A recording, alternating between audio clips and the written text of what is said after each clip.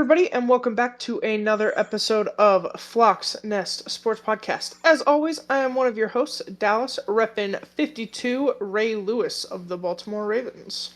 As always, I'm the other half, Brendan, repping 54, Bobby Wagner of the Seattle Seahawks. We have got a really great episode for you guys today. We're going to talk some breaking news in the NFL. We're going to talk NBA as their playoffs are still going on, as well as NHL. Might talk a little WNBA. We shall see how it goes.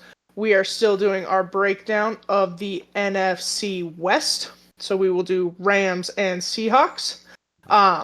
We're a little ahead of the schedule release. We did that on purpose so that next week we can really dive into it. A couple of things, fun things have been announced, like international games, season opener. We'll talk a little bit of that, but we'll really get into the bulk of the schedule next week. Yep. So with all of that being said, Brendan, kick us off with the breaking news in the NFL that came at the weirdest fucking time. Yeah. Like, who breaks news on the middle of a day on a Saturday? Like, what is that? Yeah. Yes. Unfortunately, as some of you may know, Derek Carr was battling a shoulder injury that was reported to keep him out for the rest of the season. Due to that injury, he has decided to retire. He announced his retirement, as Dallas said, Saturday afternoon, pretty much. Kind of a shock decision. Obviously, was signed to the Saints, was prepared to continue to play with the Saints, but it seems like the shoulder injury, just mixed with a couple other factors, kind of just spelled the end of his career. Decides to call it quits with the Saints. For them, kind of sucks. They now have to go into the season with either a rookie in Tyler Shuck or two pretty young, unproven players in Rattler and Hayner. So, not great for the Saints. Wishing Carr all the best in retirement. One of the guys that just kind of stuck around the league, was really solid, great person, but unfortunately never as great of a quarterback in this league. Yeah. But wish him all the best. I feel like Carr was kind of always at the mercy of being in a bad situation. And he was never the guy that demanded out. You know, to be with the Raiders for so long. And through the move, through all of the controversies and the drama, he was always a really strong leader. But with the dysfunction of that organization that has existed since Al Davis's prime, basically, until probably now, with Tom Brady and Pete Carroll kind of going in there, just all of the bullshit. It never amounted to anything. You know, I know one season he was like third in MVP voting. He made multiple Pro Bowls. It just there was never the talent or the structure to see if or when he could be more. And then the way that all ended was beyond shitty. Like, for who he was to that organization and what he gave, for them to be like, look, we're going to bench you for paycheck reasons, and then actually don't even come in, and then to just let him go like that, I thought was super fucked up. I think he could have had a better career based off his talent had he maybe gone somewhere else. And then obviously with the Saints, Dennis Allen was never that team was never like, unfortunately that wasn't the place to go to try and like kind of make a mark. Honestly, I think he would have had better luck with the Jets. Like, had he done that instead of Rodgers, I think that could have been better. But yeah, I wish him all the luck in the world. We will see if he retires a Raider or a Saint. I would bet a Raider, but the way it ended, that's a little dicey. That, and we'll see if he actually stays retired. Yeah. It came, there's no post. There's no, like, veteran quarterbacks that have played that long, there tends to be like a template for retirement, and none of that happened. That's why I'm a So little bit like, I wonder you're if a little this was, weary. the Saints need to get out of the contract, but releasing him wouldn't help. So if he Yeah. was like, you know what, I'll retire, get surgery on my shoulder, take the rehab year I need, and then sign somewhere else. And if the Saints were like, sounds good. That is not a terrible theory, honestly. I Because don't hate that. somebody else did it. I can't remember who, but someone else did this essentially thing. Is they were playing Okay. for not a great team, had to have a year off, so they retired, and then came back a year later when they were healthy again and played for another team. So Well, then we will keep our eye on that. I would not be Pretty confident, surprised. though, we won't see him this season. Gonna No, get that shoulder taken care of. that would be my guess. Is he does give it the full season as like a rehab year, but All that's right. just speculation. I have no idea if he actually wants to return to the NFL. Um, I would just not be surprised if that's kind of how this was supposed to go. Yeah. No, that's fair. In other news, we got some news on the scheduling for the NFL. Obviously, the full schedule drops Wednesday, so Tomorrow tomorrow night. as we're recording this. But we did get the international games and the opening game. So the opener, the Eagles banner drop night, is versus the Dallas Cowboys. So they're at home against a division rival in the Cowboys. Obviously, probably won't be a great game because we both believe the Cowboys kind of suck, but Yeah. should give the Eagles a pretty easy landing on what could be an emotional night for them and a pretty fun night if you're an Eagles fan, getting to drop the Yeah. banner and possibly stomp your rivals. So, Yeah. I thought it was interesting. Most banner drops are like a replay of like a rematch of something. a playoff game or something dramatic. It's just usually a rematch game. I kind of think this is the NFL going, we'll see if the Cowboys are relevant, and if they're worth watching, um, with Pickens and all of these changes. But if they get stomped, they'll have their answer. Yeah. It again, I think it's a fine opening season game. It's not like last Yeah, year where you had the Ravens and the Chiefs play. I thought that was a great matchup that was a for great opening day. opener. That's not going to be this year, No. unfortunately.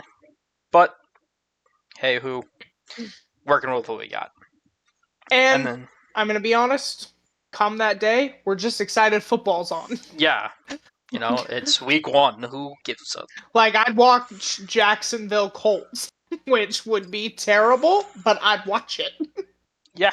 No, it'll be rough, but all good. And then for the international games, here's some fun ones. Week one, the Chargers and the Kansas City Chiefs play in Brazil. So that'll be the second game in Brazil ever. So that's week one. Week four, the Steelers are taking on the Vikings in Ireland. I don't believe, will be Ireland's first. I'm not 100% sure on that. It could be, I it don't might know if not it's be. their first. I know it's been a couple years, though. I cannot remember, but they'll play in Ireland. Week four, week five, the Browns and the Vikings play in London. So the Vikings get back-to-back weeks in a different country. They are the first team to play back-to-back weeks in two different countries. That does include the United States. So that's pretty fascinating, I guess. Go them. I'm London, sure they'll love that with the rookie quarterback. yeah, it'll be real fun. At least they go against the Steelers and the Browns, who Yeah, so it's like, also don't really have quarterbacks. If we're as being frank, long as he survives the situation, because you do have a pass rusher issue with those two yeah, teams, it should be fine. yeah, it'll be fine. Um, If you can survive TJ Watt and Myles Garrett back-to-back. is good enough. You can pretty much survive goddamn anything, if we're being honest. Yeah. If you can survive those two back-to-back. Week 6, the Jets and the Broncos play in London, so the Jets get their London game. Broncos get to play in London for the first time in a long time. Long time. So congrats to them. The next game in London is the Jags versus the Rams. So the Jags get their London game against the Los Angeles Rams. So that one should also be fun. Germany this year, week 10 is Colts Falcons. Kind of an matchup in Germany this year, but it is what it is. Still going to be fun to have another game in Germany. Germany's always a good time. And then might be interesting if the Falcons are in contention for their division. Could be. Colts could be for theirs too, in theory, I guess. Two weaker divisions. Sure. Both divisions kind of suck.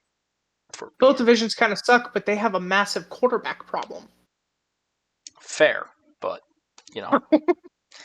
who knows? Something could happen. And then the last international game is being played in Spain, week 11, and it's the Dolphins and the Commanders playing in Spain. I do believe that is also the first one to happen in Spain, so that should be a pretty fun one. Yeah. Should be really fun group of international games. Should be really entertaining. And there's a lot of them this year. There's so many, all over the place. The NFL is trying to expand, to become more worldwide, and I think they're having success with it. The NFL has never struggled with marketing, so it'll be great to see. I like it because those games are on super early in the morning, and I am up. So it will be nice to have football to listen to. And some decent matchups. So, yeah. All right. And then last bit of breaking news. It's news. It's conversation worthy. I believe it was the Bengals' first-round pick, Shamar Stewart, held out of rookie minicamp due to not having his contract. Despite how much me and Dallas kind of dislike the Bengals, we think this is definitely a weird situation. Yeah. Also, any rookie that I think holds out of rookie minicamp is kind of an idiot. Yeah. Because you're pretty much guaranteed to get a contract. So, I don't know why you would hold out of one of the most important things for a rookie to go through.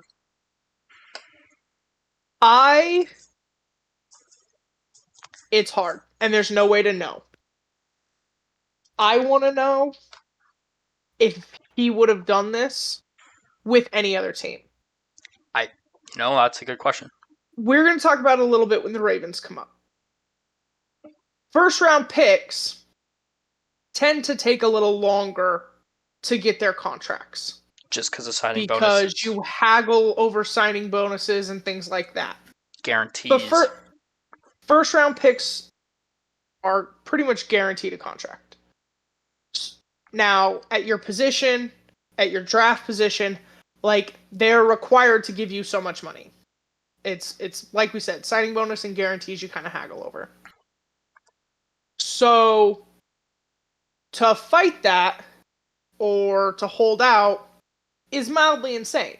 Because instead, they could just cut you. Then, you would go somewhere else, and they are not required to pay you based off that draft position or any of that. Yeah. So, you've now lost yourself money. You've told the league you're difficult to work with and difficult to negotiate with, which, amazingly enough, the NFL has pretty little tolerance for.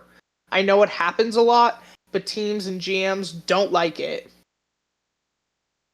But I can't help but wonder if watching Trey Henderson go through what he's going through, yeah, and all the bullshit, and the Bengals being notoriously cheap, makes them go, I am not stepping on this field to potentially get hurt without a contract. And that Because Henderson was in the news this week talking about how there has not been one shred of communication between his camp and the Bengals since the draft. and that's fair. I just think Hendrickson has more. He's been in the league, so I think for a rookie to do it is still very immature. And No, you just because it's insane. Hendrickson has been in the league and has produced and has a name behind him now. Yeah. You haven't played a down of football in the NFL. As a matter of fact, at this point, you haven't stepped on a field at an NFL field yet. Yeah. So I don't think you can be making these kinds of requests, demands, statements Yeah. without having really anything to back it up. No, I completely agree. But I just do. I can't help but wonder, like, is this a symptom Of of it, NIL money? Is this just this guy? I actually think it's their two rookies. I think it's their first two draft picks did this. I Or think, is it because it's the Bengals we're doing this truthfully, I think it's a combination of all three. of all three? Is And it's that's the you most have, likely. I think, truthfully, part of it is it's the Bengals, and you're watching their contract situations play out, and you're watching a really good defensive lineman that you were just drafted to essentially replace, wanting a contract with the team, and the team refusing to even negotiate. Yeah. You're seeing that happen. That's one. Two, you're a first round pick that has an ego. Everyone does. That's fine. Most teams want that in certain positions. I would say defensive line is definitely one. Having a Yeah. little bit of an ego does help. Then part three, you're coming off a very decent college team in Texas A&M who can give you good NIL money. You turn down going back to Texas A&M who could offer you good amount of NIL money to go play in the NFL. That I do think also has a factor in it of Yeah. players now are getting paid in college and getting So they want to paid get paid now. a good amount of money in college. So I do think that is something of Yeah, I do think like I get it. I get the concept. But almost no I can't think of a first round draft pick that didn't get a contract at some point through training camp. I can't So even the ones that got hurt in training camp, they go, we're still it's giving a you bummer. We're still giving you a contract and we'll reevaluate next year. Like, but for the most part is I don't. there are I want to know rules. who's advising these people because this doesn't help you the way you think it does. No. Like, You think this will this will make you not more help money. you down. Yeah, and you think it will help you down the road, but now they know what you're like. Now they know you're gonna hold out. Now they know they're gonna have these problems. It just doesn't help you the way you think it does.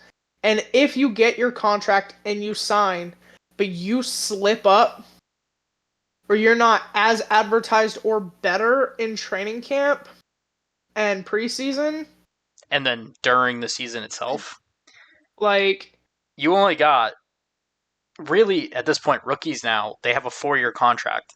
You only really have 1 or 2 years to genuinely prove yourself. yeah. And the more So you detract from that by doing things like holding out for your rookie deal, the less the wiggle room. more non-football reasons you give them, the more it hurts you. Yeah. Because some teams will be more willing. Teams are willing to give rookies a break because the jump from college football to the NFL is great. and is very difficult to make. A Yeah. lot of rookies don't succeed in their first year. A lot don't. Yeah. There are the few that do. So a lot of teams are willing to give you that first year as a welcome to the NFL. This is what We're we expect now. learning. We're figuring it Your out. second year is when you take a step forward. And if you don't, Yeah. you technically still have your third year to figure it out. But after that, you only got 4 years on your contract to start. And that's if you're a first round pick. A lot of times down the board, you only got 3 to figure it out. So you just got to figure it out. And I think doing stuff like this hurts your chances of getting the benefit of doubt and having the team wait to make sure you do progress and get you there. So I think that is the risk you run. And you might make money in the short term. You might get a better signing bonus. But at the end of the day, you're probably going to lose more by doing this. Because your next contract probably won't be as good. Yeah. At the end of the day. You're probably not making as much in your next contract. It doesn't help. It doesn't help you. Especially when you're a D lineman. And your next contract could be filthy. Could be really good. But if you're not willing to. So. Yeah. This could be a problem going forward in the NFL with the NIL situation. Kind of have to wait and see. But who knows? This is like one of the first times we've seen it truly as like a holdout. Like, yeah, rookies kind of won't sign the contract, will kind of negotiate a long time, but they don't ever physically hold out. They still show up and like do stuff. Do the training camp part. They do the rookie mini camp. So it's a first. It's or at least the first I can remember. It might have happened before. Truth be told, the thing. I mean, it's just. I just doubt it. It's pretty funny that it's the Bengals, right? Like it's. It's like how dysfunctional can you be? Your question of would this just happen to the Bengals? I think the answer is technically no, because I think there's a lot of dysfunctional franchises out there that this could happen to. But I think the Bengals are a dysfunctional franchise. It hasn't. So it might happen more now. Who knows? But the fact that it did happen to the Bengals is a little funny. I think everyone else's rookie mini camp has come and gone. I believe. And Bengals is the only one they have this. I believe you're correct. I'm pretty sure everyone's rookie mini camps have come and gone. So. But yeah, it's definitely a weird situation. But guess we'll see what happens in the future. I definitely think this will happen more often now, though. That is my opinion. Yeah, no way to know now. I guess like if someone holds out of training camp, we'll see. But yeah, it's weird.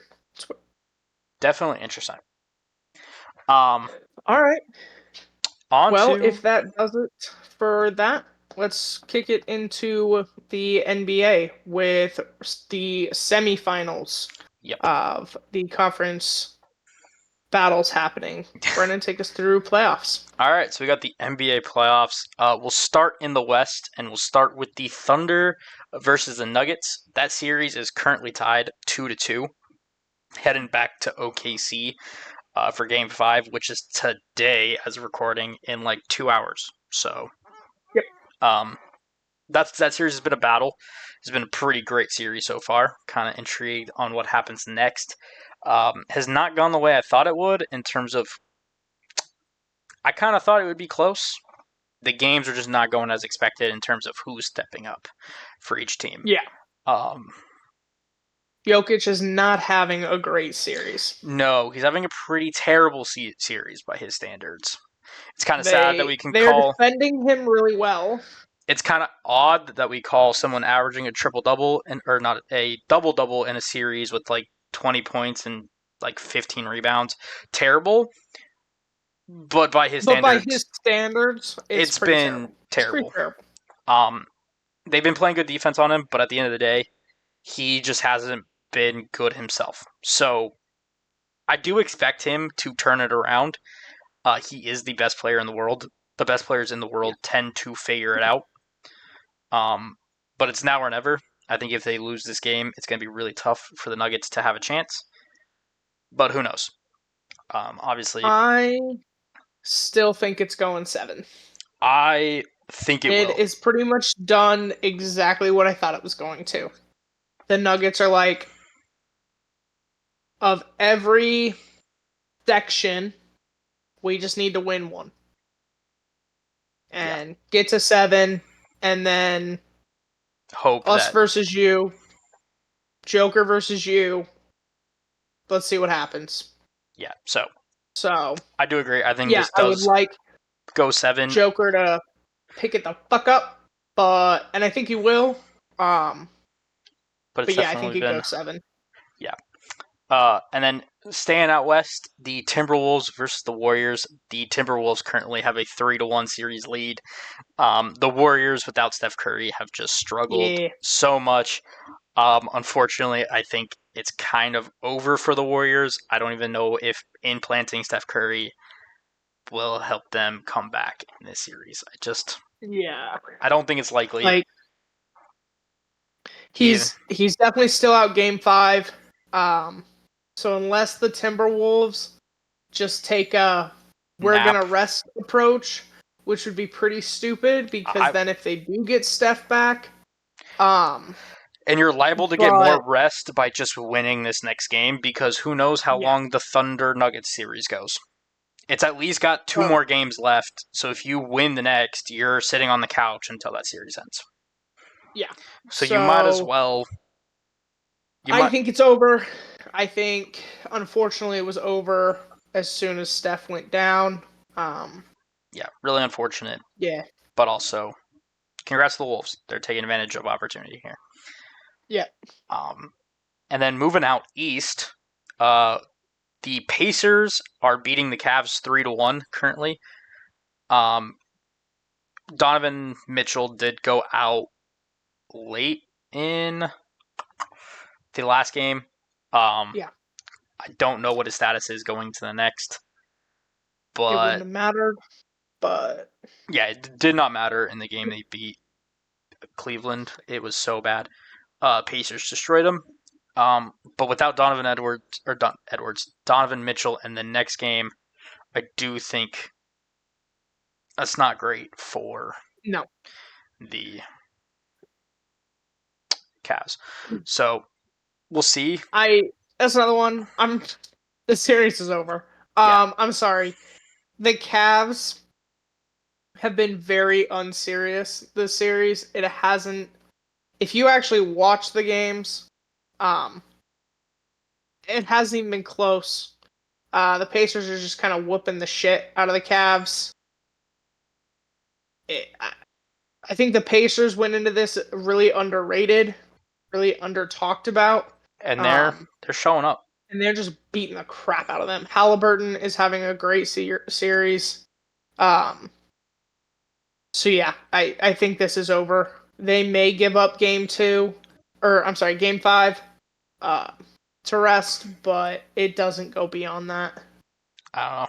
Again, if I'm the Pacers, I'd just try to end this. Like again, you just have to end the series, whether or not you I don't can't give. disagree with you. It just seems to be a common thing for game 5. That's why I still think that rounds 1 and 2 should just be 5 games. Like, let's just come on. Fair enough. Again, we'll see. Um, but yeah, the And Pacers then has the just most, been so much better. yeah, So, it's not even close. and then yeah, They Unfortunately, the Cavs don't look like they belong on the court with the Pacers. yeah. And then still out east, No surprising one, yeah, I think. it's that or the Cavs Pacers, considering the Cavs were the best team in the NBA the whole year. That's fair. Um, but the Knicks are beating the Celtics 3-1 right now. Yep. Taking it out of them. So fair enough to the Knicks. The Celtics have also not been shooting well. They've not been playing well. And then in the last game, really unfortunate. Jason Tatum Yeah. tore his Achilles, so he is out for the series at least. Is that Probably confirmed? it is actually confirmed. It was confirmed this Okay. morning. He had surgery to repair his ruptured Achilles. Shams, I can't say his last name. I'm not even gonna try, Okay. but he's the ESPN. He's basketball's Schefter for ESPN. Literally everything I watched all day said we were still waiting on the MRI. The MRI has confirmed a torn Achilles Okay. because he had it repaired. Gotcha. So So yeah, he will be out all of next season. So probably, um, really unfortunate. Obviously, great yeah, player. Kind of need him to do well if you're Boston. And at this point, I think that series is also done. over. Um, Yeah, I mean, look, I've been very impressed with the Knicks this series. I kind of think they're like the Timberwolves to the Nuggets. yeah, They were built specifically for this series. On paper, they match up really well, and in translation, watching the games, the Knicks have been way more physical, way more just demanding, and with playoff basketball being allowed to be more physical, they don't call as many fouls. It has definitely played to the Knicks' favor. yeah. They've Um, they've just been better, truthfully. and they're, like you said, the Celtics have not been shooting well. Tatum has had kind of a rough series. Really unfortunate to see him go down. I did hear an interesting um, comp with all the kind of uneasiness or the way Tatum is discussed. If potentially when he comes back, if some of the criticism he gets will be tempered, kind of like it was with KD. Of now it's just we're glad to have you back. Now we celebrate some of the things you did. But it is likely this team will look very different when Tatum gets back. Right now, their cap going into next year sits at roughly $500 million Yeah, in taxes and luxury taxes and all kinds of shit. So it's really unfortunate for him. Unfortunate for Celtics fans.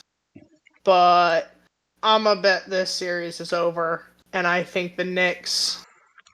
I think there's a chance the Celtics win game 5 is kind of like a we're doing this for Tatum. We're really going to try to rally. But I think the series is over. yeah, Like, that's also one of those injuries that just sucks the air out of a locker room. yeah. And That's your guy. That's your leader. That's hard. yeah, there. I just don't think. I just don't think the Celtics are set up to win a series without him, and I Yeah, just think that whole injury and the whole situation is just too much for the Celtics to even attempt a that's fair. comeback. So, really unfortunate, but kind of have to just roll with it. So, If y'all saw, I don't think Paul Pierce has to walk to work again. But in case that's something Celtics fans are monitoring, I'm pretty confident he decided to keep his mouth shut after the first time. yeah, it was a very funny, and It was hilarious. I do respect the fact that he just did it. He did it. Yeah, I respect the fuck out of that. I thought it was crazy that he didn't take a water bottle with him. He just walked outside the robe and just started going. I was like, bro, what is. Take some water. But yeah, funny situation. But it was fantastic. I respect that he did it. In other NBA news, the NBA draft lottery happened, I believe, Oh, last night. God. Yeah. And the Dallas Mavericks won the lottery, and they have the number one overall pick. The Dallas Mavericks had a 1.8% chance to get the number one overall pick, as they were a play-in team. They were one win away from making the playoffs, and they win the lottery. Now, in our notes, I did have a thing that was, Yeah. is the draft lottery rigged? No, it's not. No. But at the end of the day, I get why this is a thing now. Okay? Yeah. You can't have a team trade their best player, a franchise player, Yeah. to Superstar. superstar generational talent, to the biggest market in your sport. And a lot of people for nothing, for like absolutely nothing. That trade was a For fleecing. garbage. And then the team that did that gets rewarded by the first overall pick after being okay to end the season. Like, they still almost made the playoffs with a 1.8% chance to get the pick. It is a little fishy. Like, it is a little like. It's weird. Here's the thing. But I also, think if you make the play-in, like if you make the playoffs, you're disqualified from the lottery. if you make the play-in, I you think should if also. you make the play-in, you should be disqualified. Yeah, I think Like, it's I understand the point of the is to lottery. deter from tanking. I get that. I respect it. But there are so many other things the NBA has done for that purpose. I also think one of the benefits of the NFL draft is that a team can go from shit to on top roughly overnight. We saw it with the Texans. We saw it with the Commanders. We saw it with the Commanders. We will probably see it with the Raiders. Like, potentially the Giants. Like, I'm not going to get ahead of myself, but there are that's teams the benefit. that can kind of. Yeah, while I get you don't want teams tanking, you also have to give just genuinely bad teams a chance to get better. And the Dallas Mavs having the first overall pick when you have the Jazz, the Hornets, the Magic out. Like, come on, people. Like, I feel bad for the Jazz. They have sucked for kind of a long time, and they've never had the first overall pick. So, and like, tanking doesn't help. Like, they're not tanking, they just suck. Yeah, they just don't have a good team. Like, so it's that simple. So I don't think, like, I get it. I get wanting to deter tanking. You gotta do something different. I just think, honestly, I think the best fix is just don't allow play-in teams the chance. I think the lottery's fine. I think it's perfectly fine that a team that missed the playoffs, that kind of sucked, but didn't suck as much as like wins. I think that's okay. Like, whatever. You still sucked. You missed the playoffs. This will help you. But I think a team that was 1 win away or 2 wins away, that was a plain. No. If you make the play-in, you should be out. Because at that point, like, you're still okay as a team. You might be. Like, okay, if you take into consideration the Mavs and the situation they were in, it was we rushed back AD and we had no Kyrie. Yeah. So really, you're looking at, as an injury-riddled team, we made the play-in. So as a fully healthy team, we probably make the playoffs. We're probably a playoff team when we all saw how terrible the Grizzlies were. Like, let's be honest here. Yeah. The rig thing, man, people are going nuts. LeBron is not helping the situation. Yeah, but like, again, I don't think it is. No. I feel the same way about it being rigged as, like, saying the NFL is rigged. If that were true, there are better, more interesting storylines that the NBA would be pushing. Yeah. It is not the Mavs get Cooper Flag. Now, I do think this creates an interesting situation when we talk Buck. Whether he gets fired? I don't know. No, I don't think he's getting fired. Fortunately not now. I don't think he is. The memes have been fantastic, though, I will admit. Oh, I believe that. No, fuck, what's his name? I don't know. I have no idea what you're trying to do. I did this last week too. The Milwaukee Bucks player. Oh, Giannis. Yes. I do think it creates an interesting situation. Now that the lottery's done, Giannis did say this week that he's open to being traded. It will be interesting to see how all of that plays out. Yes. But no, I don't think it's rigged. Yes, I do think they should have been disqualified from the lottery. But the Mavs did get it. So yeah. So congrats to them. They get the number over pick. The Nico Harrison. decision in NBA history is saved with 1.8%. Yeah. Nico Harrison will find a way to trade it for a second round pick, though. So it's fine. That was one of the memes. It was fantastic. It made me laugh so much. I love the internet sometimes. I wouldn't be shocked. Yeah, I know. And then one more small piece of news in the NBA, and this will come back later in a second because we'll talk about it. Yeah. The Portland Trail Blazers are starting the process to sell the club, to sell their team. They are owned by the Paul Allen estate. That is the same owners of the Seattle Seahawks. We will talk about what it means for the Seahawks in a little bit, but the Paul Allen estate do plan on selling the Trailblazers. What that means, no one knows yet. Whether they get moved, no one knows yet. Whether they stay in Portland, no one knows yet. It all depends on who they sell to, and that's pretty much it. But the Portland Trailblazers are considering selling the team. So we'll talk about more what that means for the Seahawks later down the line.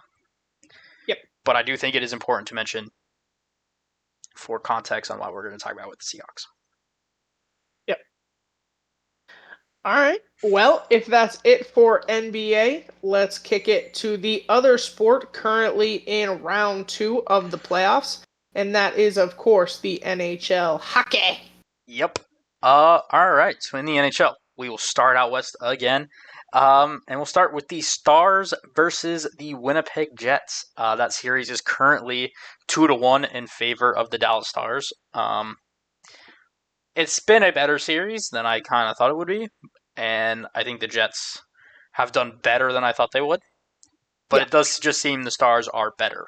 So I cannot tell you how mad I'm gonna be. Yeah. I'm praying. Like, literally, any other team. Okay, them and the Capitals. I'm praying that they somehow fuck this up. Because I just can't deal with it. I can't do it. I just can't have it. I can't stand for it. Okay? It just hurts as an Avs fan to watch this going on. It's terrible. So, that's all for that series because I just don't want to talk about it. Pretty much. It's not happy. Not happy. Just not happy. Out in the West, you also have the Vegas Golden Knights taking on the Edmonton Oilers. That series is 3-1 in favor of the Oilers. They're kind of just kicking ass. Vegas has no answer, and McDavid and Draisaitl are proving why they're some of the best in the league. And that's pretty much it. I thought this would be a lot closer than it's been. The Oilers are just hands down better. And it's pretty much not even close. In a way. No, it doesn't They really look like they don't belong on the ice together. It's pretty crazy. I thought it would be a better series. I thought it would be closer. I kind of thought 6. I don't think it's going to get there. So, unless the Knights show up to the next game. But who knows? Moving out east in the NHL, the Leafs are taking on the Florida Panthers. That series is tied 2-2. It's been a really good series so far. Both teams have been throwing punches. Both teams have been playing well. Yeah. This should be a really fun series going forward. I expected more, like, what I thought the Knights Oilers would look like and what the Leafs Panthers look like, it's like they swapped. Yeah. Like, I thought the Panthers would just dispatch with the Leafs and Knights Oilers would be close. And instead, it's been this. We kind of talked about it last week. Like, happy for Leafs fans. I find it funny when it doesn't go that well. So we'll see, especially with the Panthers being the defending champs. But I'm impressed that the Leafs are keeping it as close as they are. They're playing really well. The Leafs they're hanging in there, and they're proving why they belong at least. So yeah, I guess keep it up because it's been a fun series to watch. It's been really entertaining. The same cannot be said for the next series. You go from one of the most entertaining series going on in the playoffs to one of the most boring series in the playoffs. The Carolina Hurricanes are taking on the Washington Capitals, and the Hurricanes have a 3-1 series lead, and it's just kind of been boring. It's been really low scoring. Neither team looks very threatening. It's just kind of been a meh. Just the battle of meh for some reason. But the Canes are destroying. I will be happy if the Canes come out of this. Like I talked about last week, we all know how I feel about the Capitals. But yeah, like you said, it's been exceptionally boring. I think I've watched maybe in total one game from this series. Like, I think I've watched like a period to half a period for each game and then been like, okay, I can't do it. I can't do it. It's just been such a... Like, I'll give both teams credit. They've been playing very disciplined hockey. And that's kind of just... But like...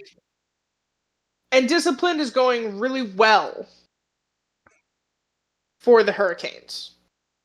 But it's really boring to watch. Yeah, it's not this really exciting. And disciplined hockey is great. But I just don't think it's going to get you very far. It's not likely going to get you very far. Because unfortunately, I think the Hurricanes will make it out of this series. They don't have the star power to, I think, do anything. To take on the Leafs or the Panthers. There's no way. So... There's no way. Like, it sucks, and I think the Canes are doing really well right now. And I think they've done well in both series, but they just don't have, I think, enough. It's as simple as that. But, they'll make it out of this one. They'll make it to the conference finals, so fair enough to them. But just going to have to kind of wait and see what happens with them. But at the end of the day, they've been playing some of the best just overall fundamental hockey, so maybe, who knows, that could just, I guess, carry them. Maybe it will help. I've yet to see a team genuinely win that way. Yeah, you need stars to just take over games. Yeah. Because that's what happens. Well, and you need a level of... No matter what's happening. Unpredictability. Like, you need to be able to do it when things aren't going well. When the fundamentals have kind of flown out the window. Yeah, that's why I just think the stars are the best. Like, because at the end of the day, we've seen it a couple times. Rantanen will just take over a game and win it. Yeah. I don't see anybody else on Carolina that can do that. And truthfully, I struggle to see that on any other team other than Edmonton. Yeah, I see it in Edmonton. I see McDavid being able to take over a game and winning it. But that's about it. Yeah. Maybe the Leafs have a guy, but he's just not been playing as well as I think he should have. So maybe Matthews figures it out here soon. But at the end of the day, I don't know. I just don't know if the Canes have enough right now. Yeah. So we'll see. I would bet most, if not all, of these series will be wrapped up by our next recording. So. Yes, I think the only series. Well, no. Based on scheduling, I think they all should be. So we will talk about what happened then. Yeah, we'll talk about it when we get there. So I think that does it for the NHL because the NHL didn't have anything too Nothing breaking. They also had their lottery. They Um, did. That's and right. the New York Islanders won it, so they get the number one overall pick. I believe they also had a pretty low chance. They were at like a 4.8%. They missed the Yeah. playoffs, but they did at least have a solid. They didn't have a great chance, but they ended up climbing a couple spots and getting there. So, congrats to them. Hockey, it tends to matter less just because number one overall picks, it's kind of a crapshoot in Nobody hockey. cares. Yeah. Yeah. The draft in hockey is a crapshoot, truth be told. Well, and it's just, I don't know. It's one of the most irrelevant. Like, you can use the first overall pick to draft a fucking freshman in college that you won't see for 3 years. Like, Yeah. it's just Like, different. Like, hockey draft is different. especially recently, like, there was a time where the number one overall pick meant something in hockey, and we got like Nathan McKinnon, McDavid, Yeah. Crosby, these household names. Now it takes a little bit. Yeah. Um, so congrats to them, but at the same time, And now, like, so many more players spend time in the AHL, and yeah, yeah, stay in it's just college. It's yeah, so it's just different. Hockey's draft is really long. It's just yeah, it just doesn't matter. yeah. It's a 7 round draft that just I don't think matters. Honestly, it's No. entertaining, I guess, in a way, but yeah, it just doesn't matter. But I think that does it for hockey. So, Alrighty. um, Well then, I think we are moving on to the NFL. yeah, you want to start with the Ravens? Sure, I can do that. Couple, just bits of news. Obviously, rookie minicamp going on, but There is just a gonna. bit of news I'm gonna add for you just because it just happened. It's Okay, unfortunate, but I don't know if you saw because it came out 30 minutes ago. But our Darius no idea. Washington has a torn Achilles, so he's probably not going to Of play. course he does. Of course he Um, does. yeah, it's been confirmed So by Rappaport. here's the thing with that. Just a couple things, actually. That's a lot to. There's a Yeah, couple things with that. Ardarius was already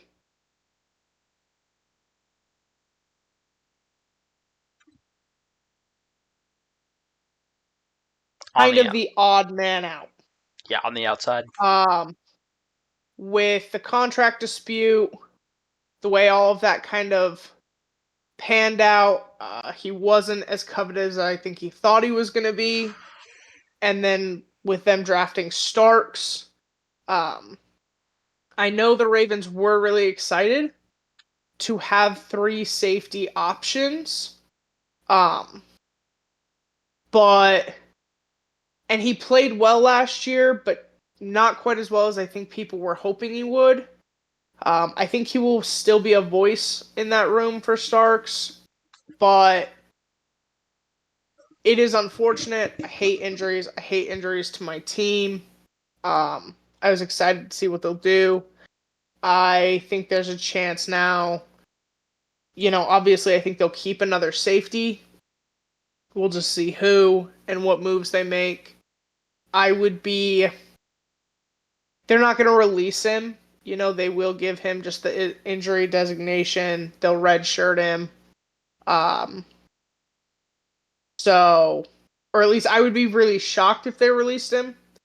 Um, yeah, that's unfortunate. That's unfortunate. Unfortunately, this is kind of the risk of training camp and things like that. It's a physical sport. You're getting back into shape. These things happen. Yeah, I have no idea when he tore it. Um, Yeah, I don't know because I was on Ravens Twitter an hour ago and yeah, there was no mention of it. I have no idea because it only broke like 30 minutes ago. But yeah, Rappaport, Ravens safety Ardarius Washington, tore his Achilles, MRI confirmed. This occurred during conditioning, so he'll miss most of or all of the 2025 season.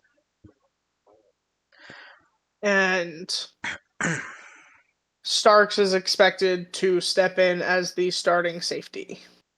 That makes With, sense. I'm not even going to attempt these first names, but with Kane and Braid behind them, they were rookies last year, both making the team.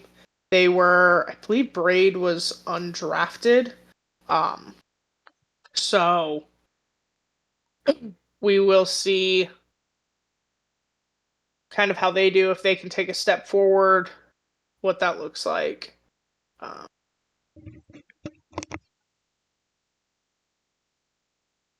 Yeah, it's definitely a loss. It's definitely, I think Orr had a very specific kind of defense in mind for that secondary, accounting for Ardarius. So to be without him, uh, it's a blow to the defense. I think it's a blow to the scheme. We will see in training camp if Orr feels like he has to make changes, or if they think Kane or Bauer can step in. So that's super shitty. Super shitty. On to other news. Tyus Bowser dropped his $4.5 million grievance against the Ravens. I believe we talked about it. He was contesting how much money he was supposed to be paid out and how the team handled his knee injury. He did drop that. It gives the Ravens $1.8 million in cap credit. So, good news there. It's really unfortunate. I was a really big fan of Bowser. I'm sorry it came to a contentious end. But if he's moving on, must feel like he's either gotten the resolution he needs, or someone has informed him that this is not going to go the way he's hoping it will. They added 20 undrafted free agents, and they made, Brendan, that's what the Ravens do. That right there.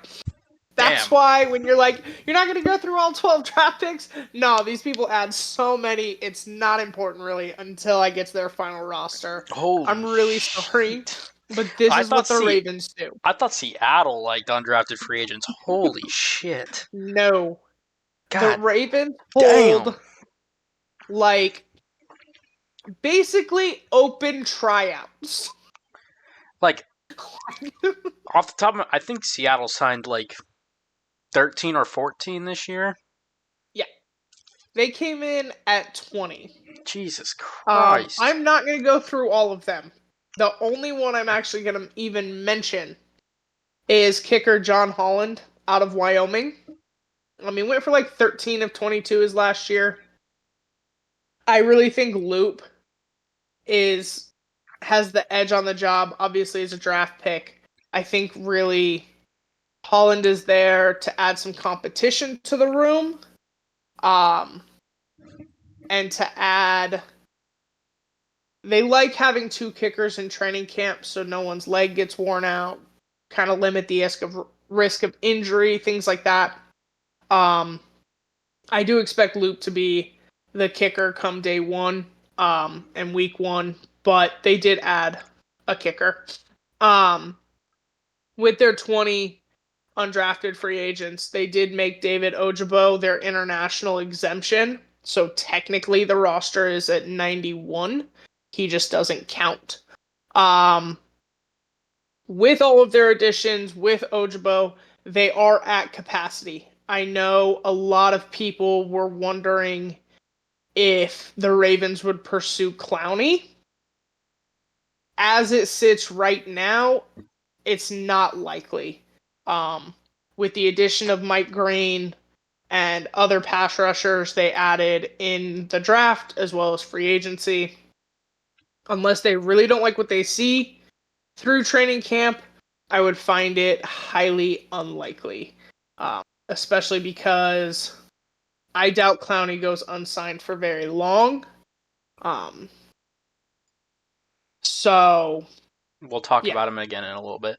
I know he was a big question for people on Twitter with the Ravens after the Panthers released him. I doubt it. All of their rookies have signed their deals except for Malachi Starks, their first overall pick. Once again, we talked about this. This is pretty common. This is really common in Baltimore. They tend to not actually sign a contract till training camp just because they do negotiate signing bonuses and guarantees and things like that. The Ravens do really try hard to take care of their first round pick. I think Zay Flowers' signing bonus was like $7 million. Yeah, exactly. And if you go back and watch the rookie The thing. introductions, Yeah, whatever you um, call it. when Zay announced that to the team, the whole team was like, "What the fuck?" So they do try really hard to take care of their first round picks. So I'm not concerned that he hasn't signed yet. He did show up for rookie minicamp, so that's kind of the difference there, I guess. Maybe sort of ish. Competent organization versus none. But that's the point. Obviously, with the schedule release coming out, just a couple things to take note of. Currently, as it sits based off opponents, the Ravens do have the ninth most difficult strength of schedule. They are playing 9 playoff teams from last year. And they have the third fewest travel miles. That's pretty exciting. God, yeah. Yeah, I saw that in your notes. Gets better because I'll explain So, that. third fewest travel miles. Obviously, they don't have an international game this year. So excited for the team. They tend to have a late bye. The Ravens tend to prefer it that way. Harbaugh tends to prefer it that way. So, a couple things to be watching out for on when the schedule drops tomorrow. Nice. And yeah, I think that does it for the Ravens. Nice. We'll talk about the Seahawks then. Okay, talk to us. The Seahawks made a couple moves. They cut River Craycraft, a wide receiver they signed this year. Doesn't matter. Probably wasn't going to make the team regardless. But they cut him to add 2 UDFAs in Montori Foster, a wide receiver, and Derek Jackson, a linebacker. Probably nothing going to matter, but they did do it. So, thought I'd tell you. Yeah. That's what we're here for. Yeah. Yeah. That is the extent of the Seahawks news in a way. Told you we'd talk about what the Portland Trailblazers sale would mean for the Seahawks. In the full statement provided by the people selling the Trailblazers, and I'll quote, "This news does not affect the Seattle Seahawks NFL franchise or the Seattle Sounders," because they technically own both. Neither are for sale. A beat writer for the Seahawks, Brady Henderson, he is the ESPN beat writer for the Seahawks. The state says the Blazers are put up for sale. The Seahawks will eventually be sold as well, per Allen's wishes, but the announcement notes that is not an effect and they aren't for sale yet. The Seahawks will eventually be up for sale. I knew that was kind of going to happen at some point. No idea when and no idea what that's going to mean. So I'm not going to worry about it until it happens. But yes, the Seahawks are eventually probably going to be put up for sale. We'll kind of see. But not to interrupt, this is your section. It's also very different to sell a football team than it is an NBA team. Yeah. Like an NBA team, you just sell it and we move on. The NFL, the league has to approve the sale. Owners have to vote. This takes years. And there's a process. And if I'm a Trailblazers fan, I'd be worried that they do possibly move the Trailblazers out of Portland. Yeah. I think that is a real possibility. If I'm a Seahawks fan, I'm not going to say a 0% chance because that's never true. It is highly unlikely that they take the Seahawks out of Seattle. Yeah. Like, it probably won't ever happen. Like, you're in a good market. You're roughly the only team in the area. It would be insane. There's no Logical, financial real reason to move it, which is yeah, why every other team that moves. yeah. So I'm not worried about that, but they will eventually go up for sale. So anything could happen, just not happening yet. Um, on to, because Dallas said the Ravens are the third least traveled team. The Seahawks are the third most traveled team. And you know what's sad about that is we don't play an international game this year, and we're third most. The only two teams ahead of us are the Chargers and the Rams. So both LA teams are ahead of us. Both of those teams have international games on their schedule, and they're only like 3,000 miles ahead of the Seahawks. Newsflash, it takes more miles to fly from LA to Europe, where they're both playing. No, the Chargers are in Brazil. The Rams are in London. Yeah. It's more than 3,000 miles to, I believe, both of those locations. It might be close with Brazil. I do believe it's more, Yeah. but it might be closer. So if it wasn't for that travel, Seahawks would have the most. That's pretty much the same every year. I'm going to be honest. It doesn't really matter. It's what we get for being the Pacific Northwest, but it is kind of shitty still to be a Seahawks fan, and your team has to travel a lot. One of the things, like, we've talked about it endlessly. I just think they should restructure the division. Yeah, they travel I really think a lot. when Brady left the Patriots, that was the time.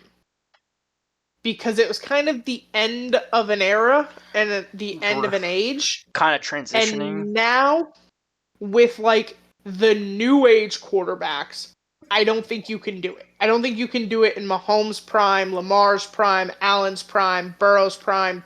That's whatever. We'll talk about him when we do quarterback rankings because you and I are gonna fight. That's not important. It doesn't matter. But I think now in like those four's prime, you can't do it. Had you done it though when Brady was like, I'm out to the Patriots, they'd been like, before you pick a place, we're just gonna do a thing real quick. Yeah. So, yes, the Seahawks, unfortunately, pretty much always are top at least 5 in that category. So it doesn't. I'm making a big deal of nothing. It's the same every year. It is what it is. They just kind of have to roll with it. Yeah. In terms of strength of schedule, Seahawks kind of sit right in the middle of the pack. They're 13th, easiest. So I mean, like, middle of the pack would be 16. So they're right there. Yeah. I think that's fine. Like, they finished second in their division. That kind of makes sense to be kind of in the middle of the pack. But yeah, that is kind of where the Seahawks sit there. I would say I would not be surprised if Seahawks kicked the tires on Jadeveon Clowney. Obviously, that would be another reunion. He played in Seattle and he played under McDonald. If McDonald wanted to do that, I could see that happening. I don't really care. I think that's kind of what you signed DeMarcus Lawrence for. But if you want Jadeveon Clowney, feel free to sign Jadeveon Clowney. I think he's a good player. I think he does help the team. Do it if you want to.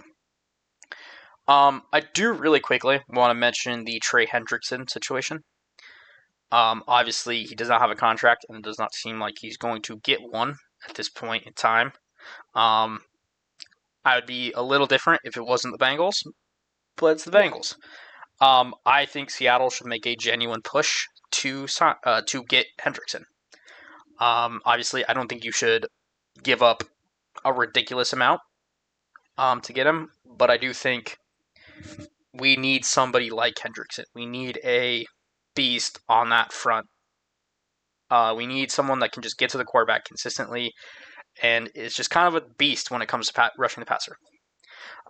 So I do really want Seattle to kind of make that push now. make a Especially push. with it being post-draft, Yeah, there's post no way he draft. doesn't come in it cheaper.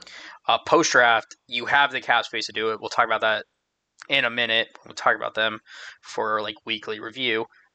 They have the cap space to do it. I don't love trading future picks in 2026, but at the end of the day, I don't think you're going to draft someone as talented as Trey Hendrickson at this point, especially Yeah, if you have to give up a. I honestly think the most you would have to give up for him is probably a third round pick at this point because he has the leverage. Because he just won't play, and his yeah, contract will be up, and then he'll get to sign wherever. I think you could offer them a third round pick and get him. Obviously, I don't think he's a. I think he's worth more than a third round pick as a player, but that's just my opinion. I'm not an expert on trades, so, but I do think you should make a genuine effort to get him because I do think he would really change this defense. I really like who we have at edge on this defense, but I think having a stud would just be amazing. And I think Trey yeah, Hendrickson fixes a lot of problems. Not even problems, just makes your defense so much better. So I would like to see them make a push. If they don't, they don't. But I would. That is something I kind of want to see. But that's pretty much it for the Seahawks. There was not a ton there. They kind of just did their thing, trying to just be chill. And I appreciate it. That's what I like. At this point in the offseason, just don't do anything stupid. I yeah. guess the last thing, all but two, if their draft picks have signed, and it's both of the second rounders. So that would be Nick Emenwari, the safety, and Elijah Arroyo, the tight end. Part of me thinks that is because they're negotiating guarantees because of what happened to the two people drafted above Emenwari. Traditionally, second round picks don't get fully guaranteed contracts, but the two picks that happened right before Emenwari both got guaranteed money. So I think that is kind of what is stalling that one. And then for the Arroyo, it probably just some stupid signing bonus thing. I don't really care. Yeah. They'll sign. They didn't hold out a mini camp. It doesn't matter. They'll sign them. I'm not worried about that.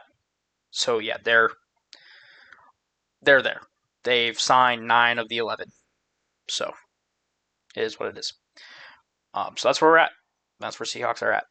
Just stay out of the media and chill for a little bit. Yeah. And all be swell. Awesome. Well, now that we're done talking about the Seahawks, let's move on to the NFC West as we continue to break down the 32 teams ahead of, the start of the season, week 1, thing we've been doing. And so what that will include today is the Los Angeles Rams and the Seattle Seahawks. Yeah.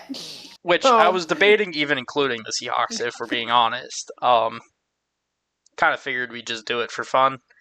Yeah, I kind of expected you to do the Ravens at some point. So I will do the Ravens. We'll just start with the Rams to follow our basic order. We've been doing it by how they finished in the division, and the Rams won the division. So we'll start with the Rams, and then we'll go back to the Seahawks, because why not? For the Rams, we always start off with where their cap space is looking like at current moment. The Rams have roughly $20 million. Little less than, but I'm going to round up. They have roughly $20 million in cap space. So that's plenty. Sign your draft picks. I'm pretty sure they probably already signed most of them. They tend to be really good about just getting it done and moving on with their lives. So I think that's good for them. So they think they've signed the vast majority of them. So they're pretty much done unless they want to sign a free agent. And they still have some money to do that. So the Rams are set up there. The Rams free agency, they were kind of busy. Made some moves. First of all, they re-signed Matthew Stafford, their quarterback. I think that is a huge thing to do. I think Matthew Stafford is a great quarterback, so to keep him around, smart decision. The other big thing they did was sign Devontae Adams, the wide receiver. Another. I think that's a huge addition to that team.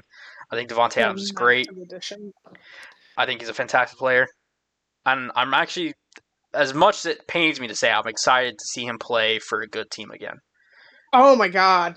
And a competent quarterback. I'm so Yeah. excited. I'm so I excited. don't want to have to play him 2 times a year, That's fair. I mean, but that's fair. the football person inside of me is kind of like happy. I'm so excited. I'm The because the Seahawk fan the in me numbers he has put up on shitty with teams incompetent quarterback play, has me if terrified he's for not a legit quarterback.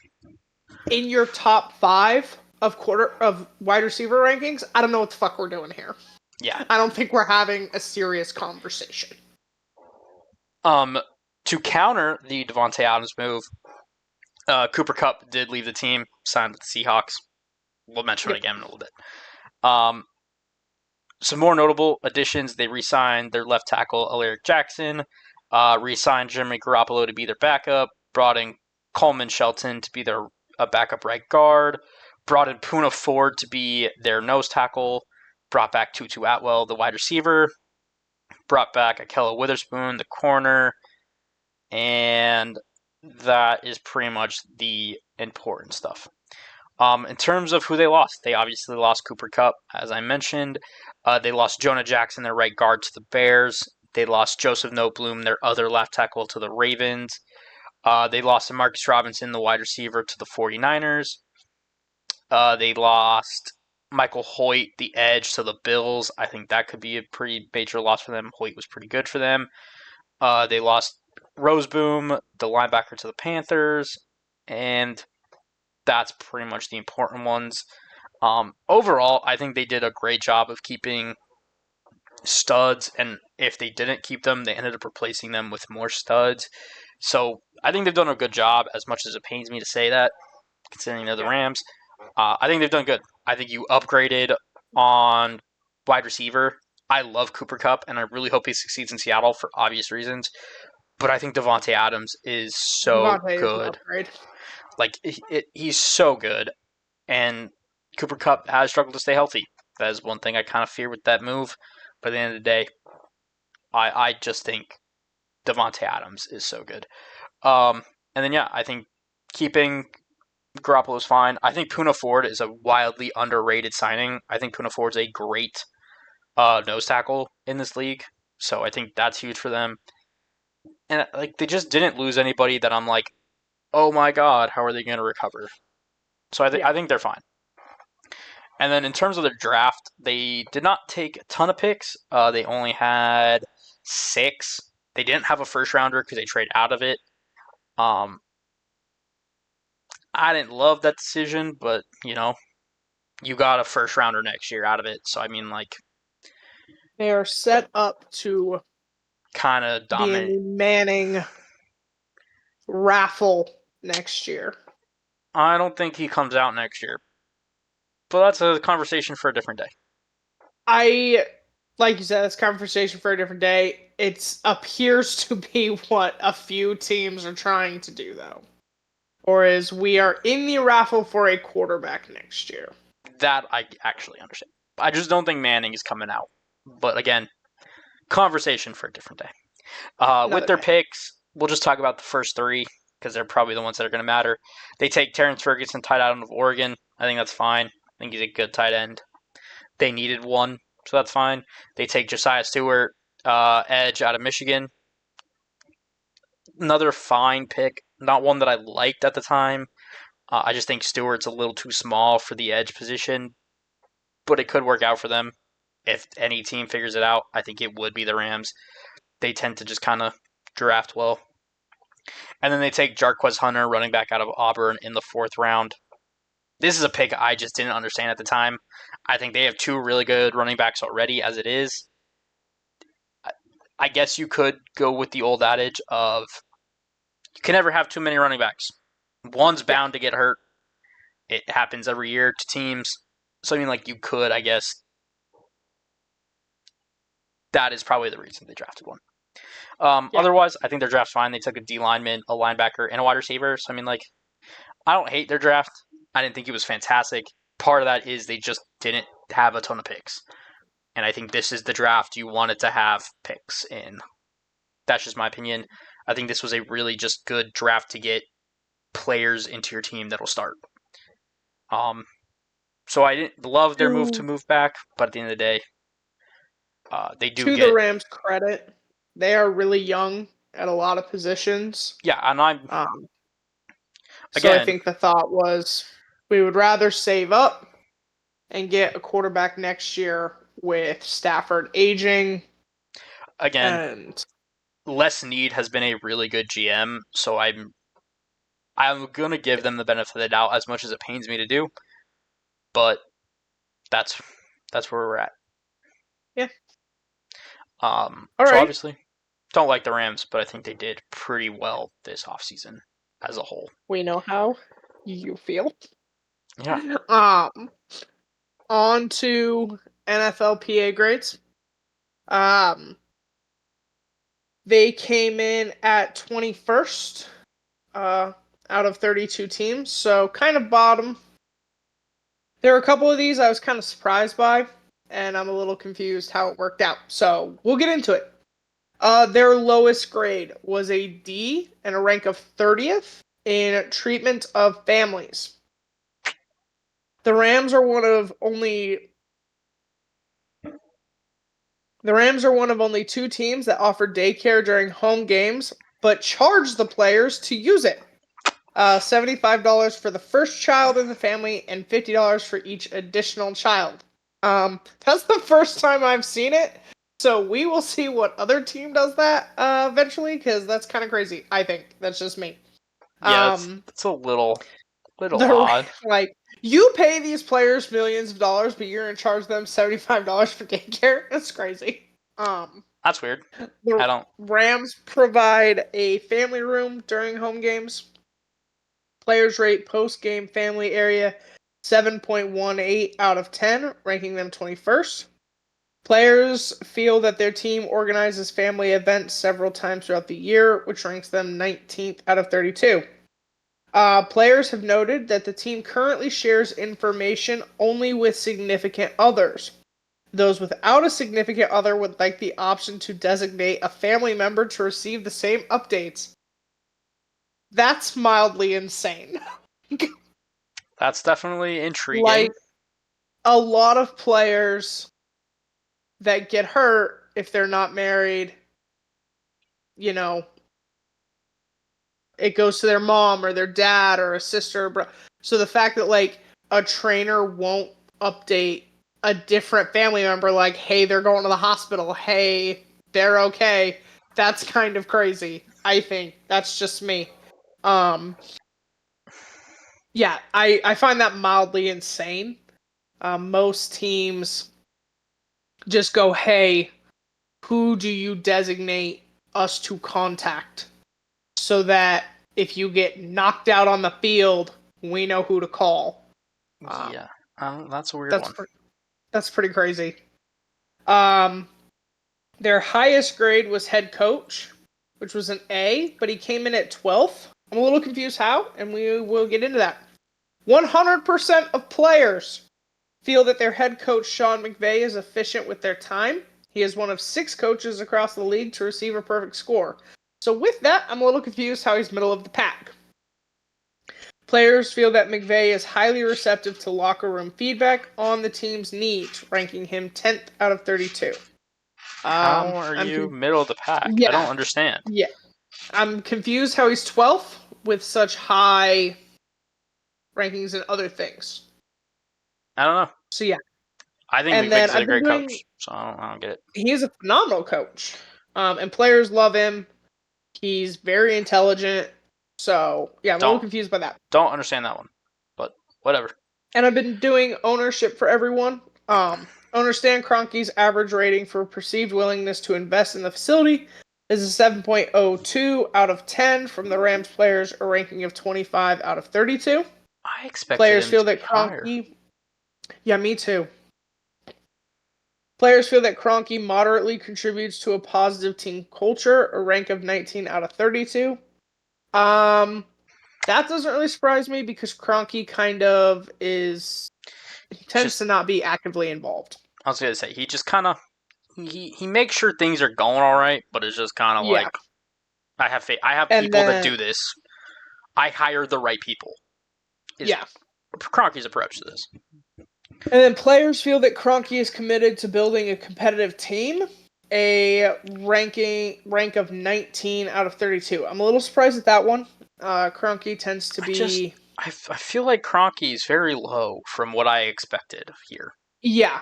Like I thought Kroenke and McVay were really I was like I'm a little confused by some of these. I don't know. But other than It's hard. that, they rank kind of middle of the pack in everything. Uh Within the teens. Food and dining area, they came in at a C minus at 27th. Weight room, C plus at 29th. And yeah, everything else is just kind of average. So I I'm don't a little surprised they were as low as they were, but I I don't know. think it's Seems to work out. insane that you won't text someone other than They're a significant other. That's crazy. I thought they could designate somebody, but that's it. They just have That's one the designate. they will only let you designate your significant other. Oh, that's okay. And if you don't Sure. have a significant other, you're fucked. You can't designate someone else. Okay. That's what's crazy. Sure. I don't know. I don't. Sure. I don't get it. They're weird. They're fine. They're a But good franchise. I don't. We'll see. yeah, I mean, look, they've always been a really good franchise. They've always been run, I thought, really efficiently and effectively. Kroenke owns a lot of teams, so and they all win championships. Yeah. Hard to argue with that. There are things that I understand as a player going, we'd like some changes here. So we'll see. All right. Moving on to talk about the Seahawks. Obviously, I'll be taking over. Um, Yep. Seahawks going at this point in the offseason have a roughly $31 million in cap. So they are, I think, top five at this point for cap space still available. That is the main reason I think that they should make a push for Hendrickson. Is they're got plenty of cap space available this year, and they have plenty of cap space available next year. So I do think that is a thing they could possibly do or should do. But other than that, good amount of cap space, can still sign some free agents. I don't. It kind of just doesn't matter at this point. They have a ton. Um, Obviously, we said they have yet to sign two of their draft picks, but I think combined that might take 10 million off their thing. Like it's not going to be a ton. So they still have plenty of space. In terms of free agency, we'll just give a quick recap because we talked a lot about what they did. But in terms of players they brought in Cooper Kupp from the Rams. I think that's a good signing. They brought in DeMarcus Lawrence from the Cowboys. That's good. They brought in Sam Darnold, quarterback from the Vikings. Great move. They brought in Drew Lock, quarterback from the Giants. Good move. They brought back Jaron Reed. They brought back Jonathan Hankins. They brought in Josh Jones, the offensive lineman from the Ravens. And they brought in Steven Sims, a wide receiver from the Ravens. And then they re-signed Josh Jobe, and that's really. Oh, and they brought in Valdez Scantling. Kind of forgot about him. But that's pretty much the big ones. Like Eric Saubert, tight end, bringing him in, it's fine. And then a bunch of re-signs down the board that I just kind of don't think matter a whole ton.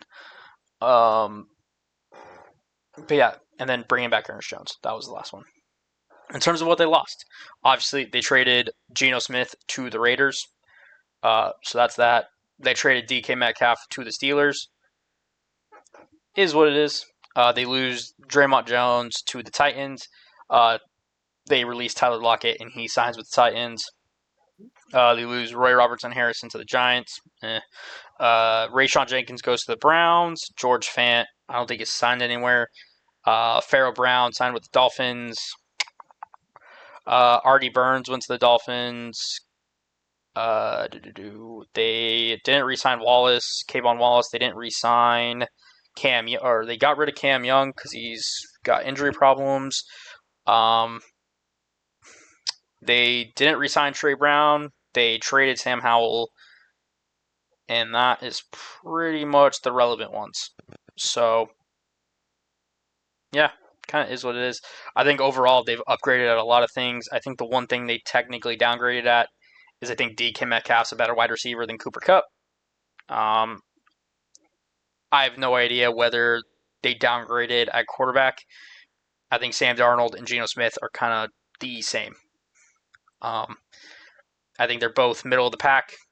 I think it just kind of depends. Obviously, I think Sam Darnold had a better year last year than Geno Smith did, but Sam Darnold's done it for 1 year. Geno Smith has kind of been all right for 3. Mm-hmm. Take your pick. I think they're kind of the same. I think upside, they upgraded with Darnold, but he could return back to the Sam Darnold he was before. Other than that, I think they upgraded at backup quarterback. I think they upgraded elsewhere. I think they made that defense better.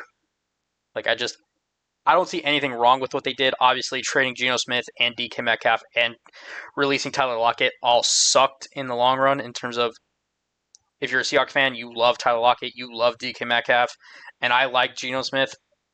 But at the end of the day, it's a business. They made business decisions. And I think they did all right moving on from all of them and kind of upgrading and moving on with the team. So I think that's all good there. And then obviously we talked about the draft picks last week, but I'll just quickly mention them again. First round pick, Gray Zabel, guard, perfect fit. I think that's perfect. With their second round, they took Nick Emenwari, safety. I think that's another great fit with Mac McDonald. Their other second round pick, they took Elijah Arroyo, tight end, Miami. I think he'll be a really good tight end. Kind of makes you can make some moves with Noah Fant now, or you can move off another tight end if you need. And then with the third rounder, they took Jalen Milroe, quarterback. I think that is a very future upside move. I think that is what they want to do in the future. I don't know if that'll really play a part this year. I do think they'll end up using him this year, but I don't think he'll be the starter for at least a couple years. And that was kind of it for the draft. We'll just mention those 4. I think something that's kind of underrated here is if they do want to make a push for Hendrickson, I would not be opposed to throwing Noah Fant in that package to get him. I think you would have to give up more than Noah Fant. I think it would be Noah Fant plus picks. But I do think Noah Fant would fit what the Bengals want to do. He's a really good pass-catching tight end. They obviously care a lot about giving Burrow a ton of weapons. So I think at the end of the day, that could work out. They did just pay Gesicki, so I don't know if they want another. I kind of forgot they paid Gesicki money. But I don't know. It was a thought. But it no, does it's not terrible. The Arroyo pick does make Noah Fant kind of expendable, so I would be trying to find a trade partner for Fant. But that's just me. But that's pretty much it. I think the Seattle have done a pretty good job this offseason. I'm not just saying that because I'm a fan of them. I do think they've done well in terms of pivoting off of some players that just I don't think want it to be there anymore at the end of the day. It is what it is. I think they've done a fine job pivoting, getting in younger players at least. You could say that with Darnold. I think replacing Metcalf with Kupp is kind of, I don't really know. Yeah. But at the end of the day, I don't know if you're necessarily replacing Metcalf with Kupp. I think you're replacing Metcalf with JSN, and you're replacing JSN with Cooper Kupp, and you're replacing Tyler Lockett with Marquez Valdes-Scantling. So at the end of the day, I'm not too bothered by that, and I do think they've overall, with the coaching change, bringing in Clint Kubiak to be their offensive coordinator, I think overall they've had a really decent offseason. Hopefully it works out. Obviously, being a Seahawks fan. Yeah. But we'll see what happens. All right. Well, on to your NFLPA grade. You came in at 15th. Damn near dead middle of the pack. Your highest grade was treatment of families, an A-, and you came in at 5th.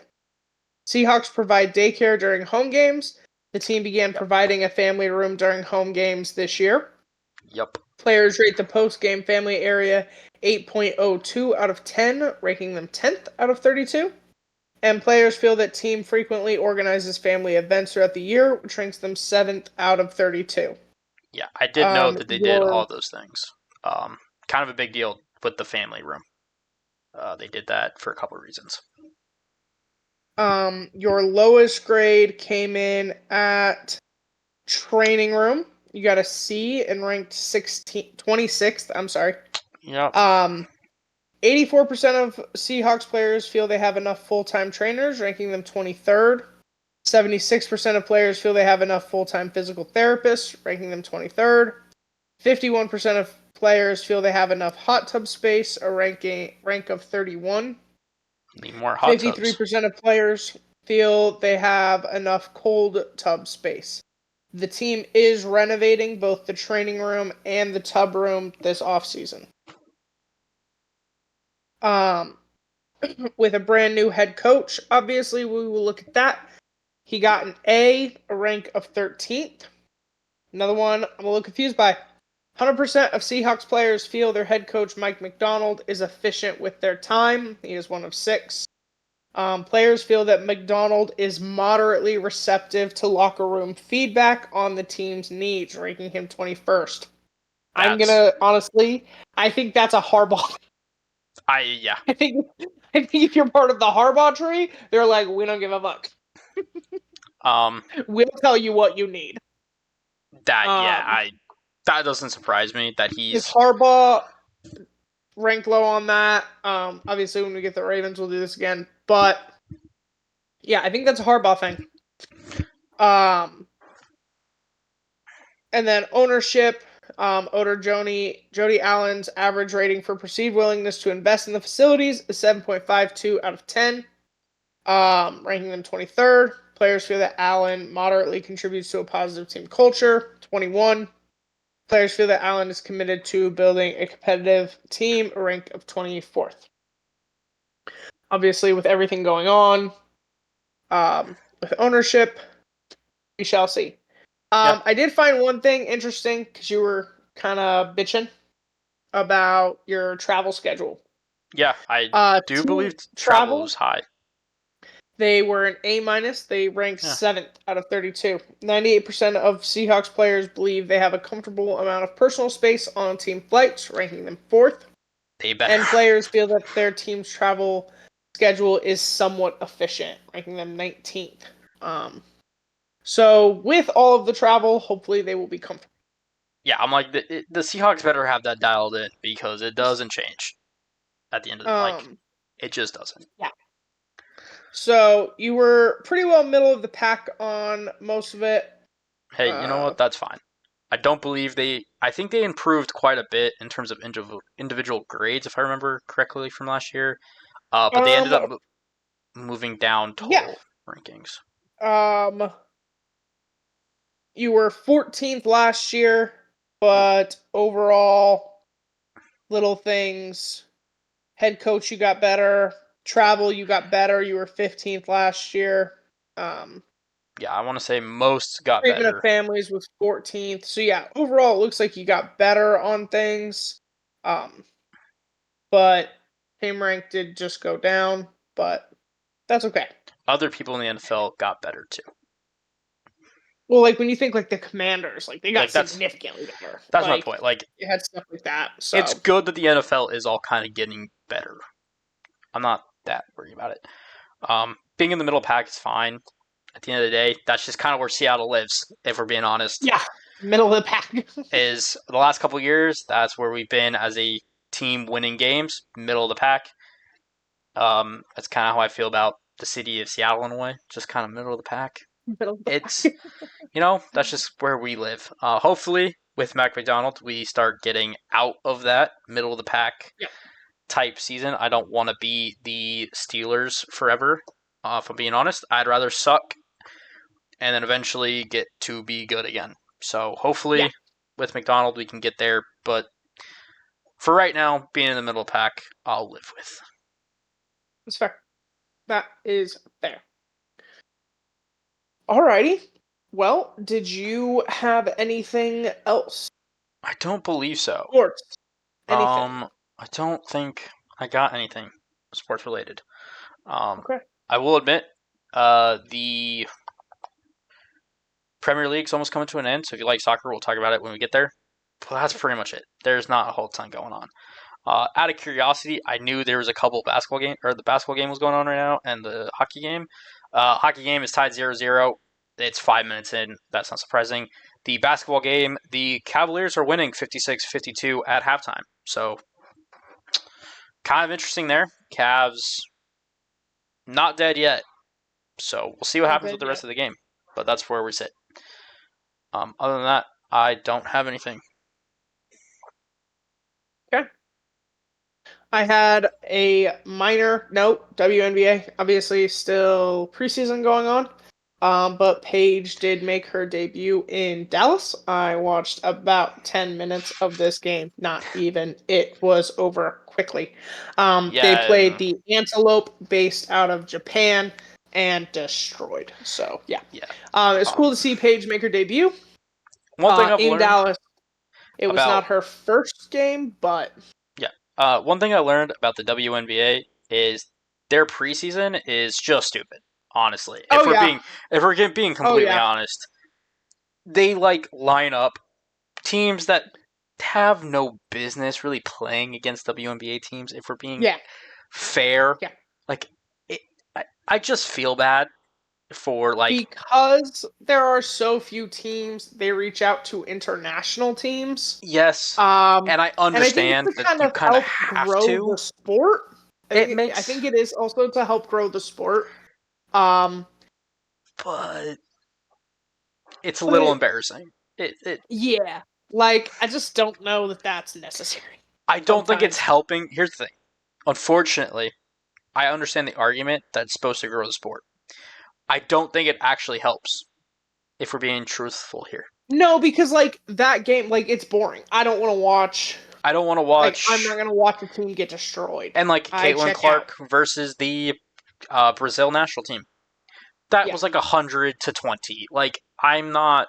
No, yeah. It's not wasting my it's time. not growing the sport if you are essentially showing that there are teams out there that just completely suck. If we're Yeah. being honest, and at the end of the day, Nope. that's where we're at. But I I do agree. understand that they kind of have to do it in terms of their preseason, but it is unfortunate that And it is preseason, so it's all pretty irrelevant as is. So, yeah. So I'll care more when the but yeah, season that starts. was pretty much it. All right.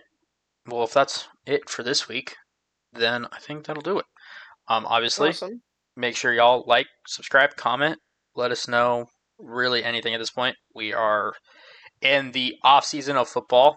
Like truly, there's kind of nothing going on in the NFL. Yeah. Rookie mini camps are over, drafts over. It's the dead period of football. Obviously, we still have the playoffs in NBA and NHL, but that's only going to last for so long. And then we'll have the WNBA, and that's pretty much it until football starts. So let us We know. Give us some things. Let us know if we you got may any take a ideas. little Hiatus vacation with the dead time. We will obviously come back in time to talk quarterbacks and team rankings and things and like training that. camp and But all the fun shit leading up to yeah, the NFL season. But once the playoffs are done in the NHL and the NBA, there's just not a whole there's a ton. good chance we'll take a hiatus. We'll kind of see. Maybe stuff will happen. Maybe we'll find something to talk about. But really, that's it. So let us know if you have any suggestions, any sports you want us to watch. We're kind of open to watch new ones. Honestly, I Yeah, don't really care. I'll watch anything at the end of the day, we're open to suggestions. as long as it's mildly entertaining. I don't really care. So So let us know if you want, and we'll obviously talk about it if you guys suggest it. So let us know there. Comments are always open. Um, let us know about your favorite NFL team, how they did. Um, if you have a WNBA team, let us know how you think their season's going to go, obviously with the preseason starting. And if you are following the NBA or NHL playoffs, let us know who you got winning it all at this point. Yep. That all being said, again, like, subscribe, and we'll see you next week. I've been Brendan. And I've been Dallas. Thank y'all. Bye.